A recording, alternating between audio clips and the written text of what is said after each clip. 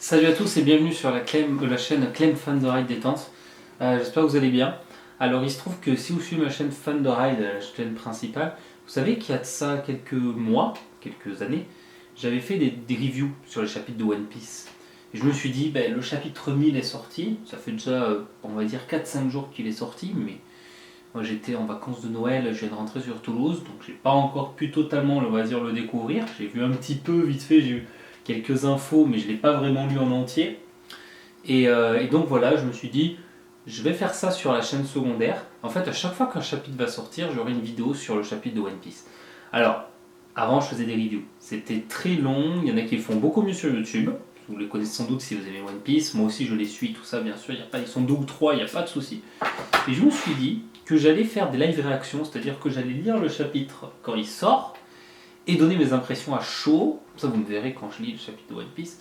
Et aussi des théories, comme ça j'exposerai mes théories directement. Déjà de 1, il n'y aura pas trop de montage à faire pour commencer, et si ça plaît, on verra. Voilà. Donc j'espère en tout cas cette vidéo vous aura plu, il y en aura une à peu près toutes les semaines à chaque fois qu'il y aura un chapitre de One Piece. Ça permet aussi de faire du contenu sur la chaîne secondaire, parce que pendant le confinement c'est un peu, on va dire, un petit peu galère. Et donc là voilà, donc je vais commencer avec le chapitre 1000 de One Piece. Alors je suis un peu ému, je vous avoue, parce que c'est le chapitre 1000 quoi, genre c'est... Genre, je sais pas comment vous expliquer, genre ça fait... vous savez pas, parce que vous savez pas sur YouTube tout ça, mais ça fait depuis mes 10 ans, ça fait quasiment 15 ans que je suis One Piece, voilà, c'est pas au tout début. Je vais raconter un petit peu comment ça s'est passé, j'étais au début du collège, en 6ème, et un pote de ma classe m'a prêté les 3 premiers tomes de One Piece, puisqu'il les avait. Et c'est vraiment là où j'ai commencé, ça a été le tout premier manga papier que j'ai lu. Voilà. Donc après, bien sûr, j'en ai eu plein. J'ai eu Naruto, Boruto, Death Note. En ce moment, je suis sur My Hero Academia et sur Full Metal Alchemist. Voilà, non pas Dragon Ball Z, évidemment. Voilà, donc j'ai lu pas mal de mangas maintenant, mais je reste toujours fidèle à One Piece parce que je trouve que c'est le meilleur manga à l'heure actuelle. Le scénario d'Oda est juste énorme. Et donc on va découvrir ce chapitre 1000, ou redécouvrir, parce que je l'ai un peu vu quand même. Et donc on va voir, après bon, les live réactions suivantes seront beaucoup plus à chaud, je vous le dis tout de suite. Donc là j'ai choisi le site Lenscan, parce que voilà c'est le premier qui s'affichait. Et donc on est parti avec ce chapitre 1000 qui s'intitule Luffy au chameau de paille, voilà. J'aime beaucoup le début là, c'est en route vers le toit. Donc on a l'intérieur du 4e étage du château. Donc j'aime beaucoup cet aspect par étage et j'ai vraiment hâte qu'on le découvre dans l'animé. Parce qu'on va voir exactement le système de map. On va vraiment beaucoup mieux se repérer parce que dans le scan, je vous avoue, j'ai lu depuis le début de la bataille d'Onigashima. On se perd un petit peu sur qui est à quel étage. Donc ce sera beaucoup plus facile en animé.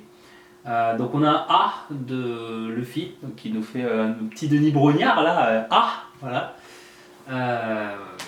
En fait, il est juste surpris parce que le passage est libre, voilà. Donc j'aime voir ça. Donc on a les mousquetaires d'Inuarashi, donc les Minx. Donc on a Sicilian là au milieu en forme sous-longue, j'imagine. Nous autres n'avons pas été capables de faire grand chose, mais toi monte sur le toit se trouve au bout de ces escaliers. Alors là déjà c'est balèze. Là déjà c'est balèze parce que Luffy, il a le chapeau derrière et il a une sorte de grande cape. Ça fait très roi des pirates. J'aime beaucoup. Ça commence très bien. Merci pour ton aide, Sissima Mushi. C'est Sicilien. Je n'oublie pas ce que vous avez fait quand vous avez protégé Raizo au péril de votre vie. Merci, je file. Alors on continue. Donc là, qu'est-ce qui se passe? Merde, il est invincible ou quoi? C'est quoi ce pouvoir? Ah ouais, on a Queen et King et on a Marco au milieu. Ça me fera toujours rire ces lunettes enflammées de Marco. son piaf là, il me fera toujours rire le chara-design de Marco. Et donc ensuite... Ah ouais, carrément, genre en mode biceps des ailes quoi. Genre on a Marco qui attrape par ses ailes en mode avec des points comme ça. Je savais pas qu'il pouvait faire ça avec ses ailes. En gros, ceinturé à la gorge King et Queen. Ah ouais, mais c'est balèze. Allez, laissez-le passer. Prépare-toi. Ouah, mais tu me balances comme ça. J'adore. Mais ça veut dire qu'il va monter sur le toit. En fait, Zoro est propulsé sur le toit par Marco en mode phénix. Alors j'adore beaucoup le concept. Parce que Zoro se perd. Zoro n'a aucun sens n'a aucun sens de l'orientation. Et là, en fait, il se fait propulser, donc il peut pas se perdre. Quand il va aller sur le toit, c'est une certitude. Putain, j'aime trop la suite. Genre, on a Momonosuke, j'essaie d'être très impassible quand je lis le scan, qui dit un dit. Ah putain, on va avoir des révélations sur les dits, bordel. Ah, je crois pas, non, enfin. Mais, et ça, c'est le journal de père. Ah d'accord, on a la fille de Kaido qui donne le journal d'Oden à Momonosuke. Jamais je n'aurais jamais cru qu'un jour viendrait où je te rencontrerai, Momonosuke-kun. Bien sûr, ce journal te revient. Je l'ai ramassé ce jour-là dans la rivière au pied du château d'Oden. Quelqu'un l'a sauvé du château en flammes. Là-dedans sont consignées l'incroyable vie d'Oden ainsi que ses impressions sur le monde. Ah ouais, il l'a entre les mains en plus. Tu es né sur le navire de Barbe Blanche, pas vrai? Et ensuite tu es monté sur le bateau de Roger. Ah oui, c'est vrai, je me rappelle plus dans le flashback qu'il est né sur le navire de Barbe Blanche et après il est monté sur le bateau de Roger. Tu veux savoir ce qu'ils disent? Dans un peu plus de 20 ans, dans ce nouveau monde, des jeunes très puissants vont faire irruption. C'est de maintenant qu'ils parlent. J'étais sûr qu'Ace était le plus important de ces rookies, mais lorsqu'il est mort, je me suis souvenu.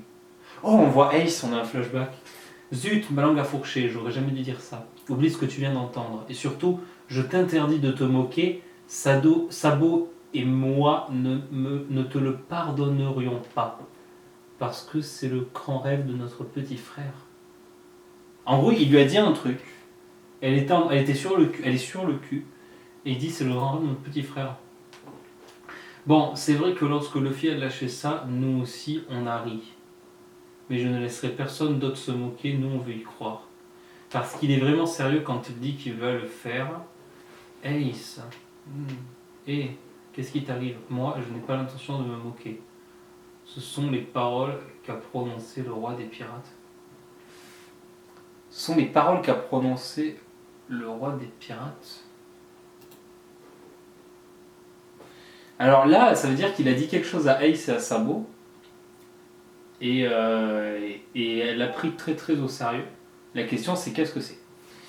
J'avais vu vite fait cette page et qu'il y avait eu des débats là-dessus, donc moi je vais essayer de répondre un peu là-dessus déjà avant de continuer le chapitre. Moi je pense que clairement Luffy a dû dire ouais je vais être le roi des pirates. Le problème c'est que la façon dont c'est traduit, il faudrait voir la version japonaise, c'est qu'il dit le roi des pirates avait dit cela aussi. Donc le roi des pirates, il peut pas dire je vais être le roi des pirates, c'est pas possible. Il a dit autre chose. Alors Roger, qu'est-ce qu'il aurait pu dire? Il aurait pu dire je vais être l'homme le plus libre au monde. Je pense que c'est ça que Luffy a voulu dire. Sauf que pour être l'homme le plus libre au monde, ça sous-entend pour faire ce qu'on veut. Et pour pouvoir faire ce qu'on veut, il faut être dans un monde en paix. Donc pour être un homme libre, il faut plus être un pirate. Donc pour ne plus être un pirate et un criminel, il faut éradiquer le gouvernement mondial, à proprement parler. Donc si c'est ces paroles-là qu'il a prononcées, je trouve que c'est classe, parce que du coup il y a une finalité dans le manga, j'aime bien. On verra bien de toute façon, on verra bien dans la suite du chapitre s'ils vont en parler. Des paroles qui ont stupéfié Oden. Dans le journal d'Oden Kozuki, il y a un grand homme qui tient le même discours. Je n'ai pas de raison d'en rire, il est incroyable ton petit frère. C'est vrai, un grand homme, dis-tu, pas mal. Il faut qu'on boive un coup avec lui et Luffy, un de ces quatre. Ça lui aurait fait très plaisir aussi. Dommage qu'il soit déjà mort. Il est mort. Et voilà, elle est prête, ta vive card. Ah, genre, Ace, il connaissait pas les vive cards, putain. Genre la vive card qu'il a donnée à Luffy, en fait, c'est Yamato qui la lui a passé, je pense. C'est grave cool, c'est grave classe. Parce que du coup, elle garde un morceau de la vive card. Grâce à elle, on va pouvoir se revoir. Déchira et donne-en un morceau à tes camarades et à ceux que tu ne veux pas perdre de vue. On se reverra un jour, Ace. Bien sûr. Et un jour, la carte d'Ace s'est consumée entièrement. Peu de temps après, j'ai tout appris dans les journaux. Qu'il était le fils de Roger, que son petit frère était un pirate à la renommée grandissante. C'est Luffy que vous avez amené à vous. Voilà ce qu'a écrit Oden sur le futur. Voilà ce qu'a écrit Oden sur le futur. Je ne comprends pas en fait comment Oden pouvait connaître le futur, c'est très très chelou. Ou alors il a dit il va se passer ça et ça.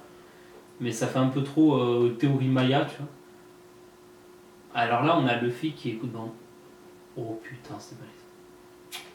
Oh putain la grande... Là j'adore cette case. Vous avez le nuage, vous avez les deux Yonko qui sont en... On voit Big Mom et on voit Kaido dans l'ombre.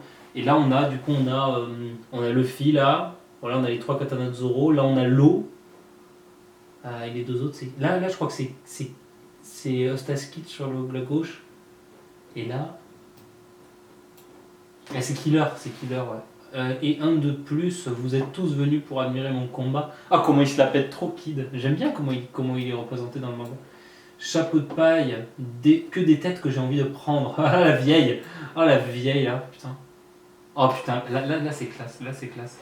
On a Kid devant avec sa main comme ça, on a Killer aussi, on a Luffy, on a Zoro qui croise les bras. Alors ça me rappelle une scène, je pense que vous allez sûrement faire le parallèle.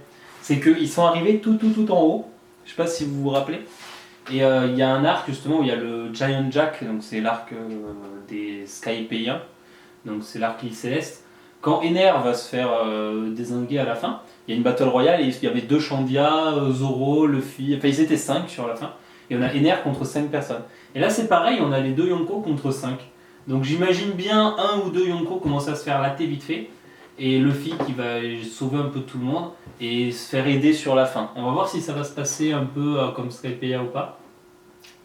Bon après Luffy a géré tout seul le boss final à Skypiea, mais là je vois mal Luffy gérer ça tout seul, c'est pas trop possible. Feront irruption dans le nouveau monde. Si je meurs, ce sont eux qui vaincront Kaido. Donc là il a dit, dans un peu plus de 20 ans, de puissants pirates qui porteront la nouvelle ère. Feront irruption dans le nouveau monde. Si je meurs, ce sont eux qui vaincront Kaido. Là il est en mode ah.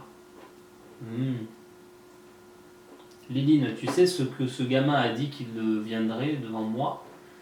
C'est un petit insolent devant moi aussi, il n'a pas arrêté de l'ouvrir. Il a démoli mon château, alors avant tout, excuse-toi, chapeau de paille. Donc là on voit oh putain, c'est classe. Oh putain, c'est classe. Vous avez Luffy qui est devant les 2 Yonko, puis il se retrouve d'un coup derrière. Ça me rappelle trop Dragon Ball Z, genre. Ça me rappelle trop Dragon Ball Z, genre. Il passe derrière l'ennemi et tout. Et demi-portion, dis-nous un peu ce que tu vas devenir encore une fois. Donc là on a Kinemon. Kinemon, ça va, je suis en retard, désolé. Là on voit qu'ils toussent le sang, ils sont tous blessés en PLS là. Infamie, je ne suis pas digne de faire face à Sirodon dans l'autre monde. Donc justement il ne faut pas qu'il meure. Est-ce que tu pourrais t'occuper de ce pays de Wano? Bien sûr, c'est le pays de... Alors là on a un samouraï qui demande à quelqu'un qui n'est pas un samouraï de s'occuper de son pays, c'est très très joli à voir. Et là on a le kanabo de Kaido et Gamin et Luffy. Et là il dit à l'eau d'envoyer tout le monde en bas. Tac, il disparaît, pouf. Donc là on voit Kaido qui essaie de le taper là, mais Luffy saute en l'air. Là il commence avec un Gear Third. Et là on a un flashback. Raizo est sain et sauf.